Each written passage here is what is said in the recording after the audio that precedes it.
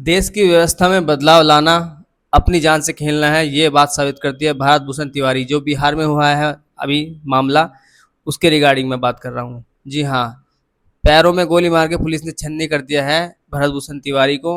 अब ये मर्डर है या आत्मरक्षा में चलाई हुई गोली, जानते हैं इस वीडियो में पूरा मामला है क्या। 16 जून 2026 को थाना शाहपुर बिलोटी गांव का भरत भूषण तिवारी हाथ में एक अनौपचारिक तरीके से एक कट्टा और पिस्टल लेकर हवा में लहराता हुआ वीडियो पे, फेसबुक वीडियो पे लाइव आता है और सरकार द्वारा वादे ना पूरे करने पे बात करता है और जो सामाजिक व्यवस्था है उसको ठीक करने के लिए बात करता है। इसके बाद पुलिस को ये संज्ञान मिलता है क्योंकि हाथ में हथियार लेकर वो वीडियो लाइव आया था और जानकारी दे रहा था लोगों को कि ये सही होना चाहिए, ये सही होना चाहिए। पुलिस आके उसके घर पे आके बात करती है, जैसा आप वीडियो में देख पा रहे हैं। 4 घंटे बातचीत के बाद कुछ भी सुलह नहीं होती है।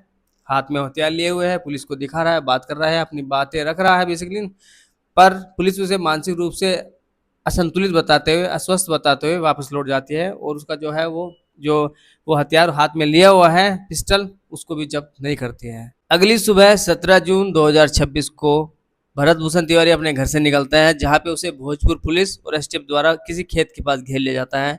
उसी समय वो फेसबुक पर लाइव आता है और अपनी जो भी मांग है सरकार के खिलाफ या व्यवस्था के खिलाफ वो मांगे रखता है और इसी बात को मानते हुए जैसा आप देख पा रहे हैं भरत भूषण तिवारी सरेंडर कर देता है और जो हाथ में हथियार लिए होता है, पिस्टल या बंदूक लिए होता है, उसको फेंक देता है। इसके बाद ही शुरू होता है ये गोली कांड या मर्डर कांड या इनकाउंटर, जो इसे आप कहना चाहें। पैरों में गोली मार मार के उसको पुलिस छन्नी कर देती है जैसा खबरों में आ रही है और उसकी जो है अस्पताल के दौरान उसकी मौत हो जाती है।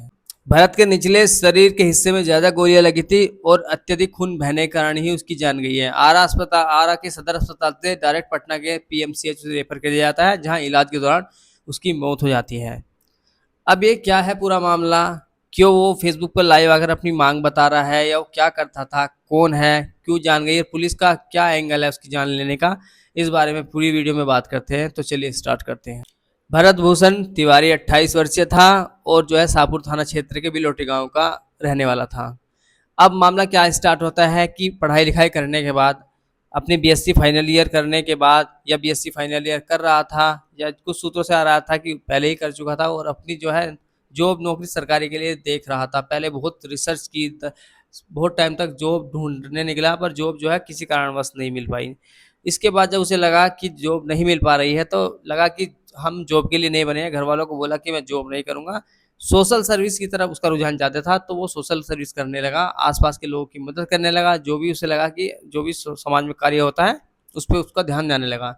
जैसे कि एग्जाम्पल में आप वीडियो देख पा रहे हो कि जो कुछ टाइम पहले बिहार में जो अभी बाढ़ आया था, बाढ़ पीड़ितों के लिए सरकार ने कहा कि आप यहाँ से यहाँ शिफ्ट हो जाइए, और जहाँ पे शिफ्ट किया गया था वहाँ गड्ढे, कच्ची मिट्टी, पानी भरा हुआ है, ऐसी जगह पर उनको शिफ्ट किया गया था। तो उसने इसके खिलाफ आवाज़ उठाई, लोगों से जाके बात की कि आप जो सरकार को डीएम के खिलाफ या जो भी रिस्पेक्टिव वहाँ की अथॉरिटी है उससे जाके बात की कि उनके लिए व्यवस्था आप सही कर दीजिए ताकि वो रह सकें, क्योंकि वहाँ रहने लायक जगह नहीं थी। वो वहाँ पानी गड्ढे पानी थे, बहुत बड़े बड़े गड्ढे थे जहाँ पे उनको शिफ्ट किया गया था कि आप कुछ टाइम के लिए यहाँ रह लीजिए, क्योंकि वो उसके गाँव के पास का एरिया था।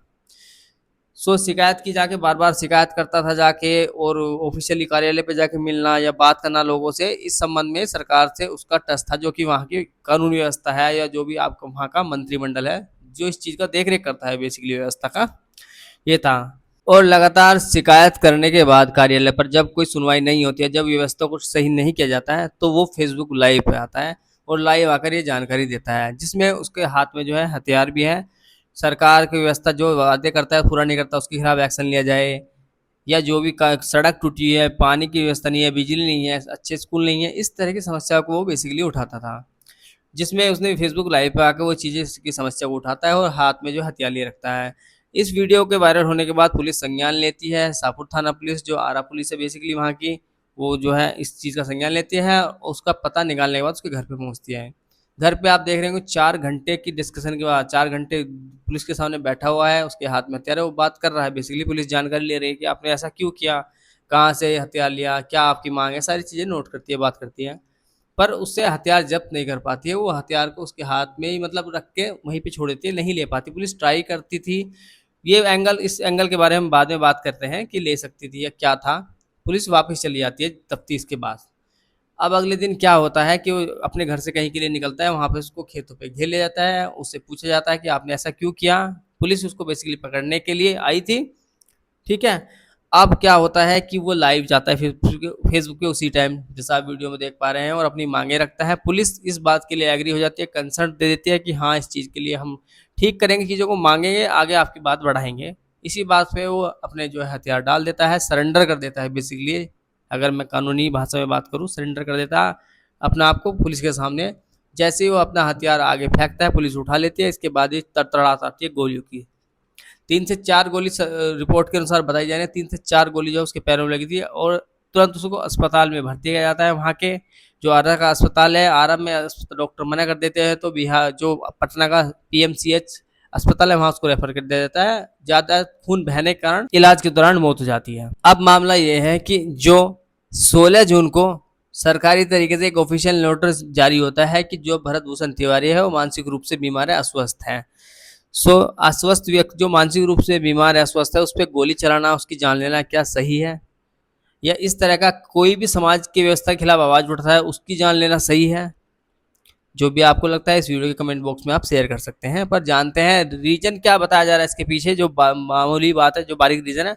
बार बार सरकार को पिन करना, कार्यालय पे जाना और अर्जी देना, लोगों को लेके जाना या अपनी मांग रखना, इस चीज़ें थोड़ा सा वहाँ पे मोनोटोनस हो रहा था कि आमतौर पर लगता है कि इसको ज़्यादा कह सकते हैं आम भाषा में कि इसको ज़्यादा चुल हो रही है, और कोई चुप, सब लोग चुप है, इसको ज़्यादा व्यवस्था की पड़ी है। तो इससे थोड़ी सी वहाँ की सरकार न्याय व्यवस्था भी जो आसपास की व्यवस्था देखते हैं, बिजली, पानी, स्कूल, रोड्स, ये वाली चीज जो देखते हैं, वो थोड़े से खफा कहीं ना कहीं थे इस बात से। किसी भी सरकार या न्याय व्यवस्था का किसी के खिलाफ आवाज उठाना, या कोई आवाज उठा रहा है उसके खिलाफ हो जाना, उसे जान से मारने की आज्ञा दे देना या धमकी दे देना, ये किसी भी राइट में नहीं लिखा हुआ है। बेसिकली जो भरत भूषण तिवारी है, उसका गांव जो है लगातार पानी में जा रहा था, मिट्टी के कारण, बाढ़ के आ जाने के कारण। उसी के लिए खिलाफ वो आवाज उठा रहा था। पढ़ लिख के नौकरी ना मिलने के कारण समाज सेवा कर रहा था, लोगों को जोड़ रहा था, लोगों को अपनी समस्या बता रहा था, और लोगों को भी उस चीज़ के लिए आह्वान कर रहा था कि आप भी आवाज़ उठाइए, ताकि आने वाले समय में गाँव को बचाया जा सके। ये उसकी मांग थी। पर 16 और 17 जून को जो मैंने आपको हादसा बताया है, पुलिस आती है, चारों तरफ से घेर लेती है, वो लाइव फेसबुक पे आता है, हथियार डालने की उससे अपील करती है, और वो सरेंडर कर भी देता है। उसके बाद भी तड़ातड़ गोलियां जो उसके पैरों में मारी जाती है, ज़्यादा खून बहने की वजह से जो है उसकी अस्पताल के दौरान जान चली जाती है। सारा मुद्दा ये है बेसिकली, जो एक व्यवस्था है वो खराब हो चुकी है, उसके खिलाफ कोई आवाज़ उठा रहा है, सरकार उसे दबाने की कोशिश कर रही है, उसकी समस्या को ना सुनते हुए ज़बरदस्ती, और उसको सरेंडर जो उसकी बेसिकली मांग थी, और वो अगर सही तरीके से आवाज़ उठा रहा है, कागजी ऑफिशियल तरीके से कहीं पे आवाज़ उठाने जा रहा है, किसी को बता रहा है, सुनवाई नहीं हो रही थी बेसिकली, इसलिए वो हथियार लेके, हालांकि मैं इस चीज़ का सपोर्ट नहीं करता हूँ कि हथियार लेके कोई अपनी बात मंगवाना चाहता है किसी के द्वारा, वो जो कि असंवैधानिक तरीके से बिल्कुल गलत है। बट उसकी जान लेना कहीं ना कहीं, अब ये सरेंडर करने के बाद भी उसकी जान लेना, ये एक हत्या है या आत्मरक्षा में चलाई हुई गोली का कारण?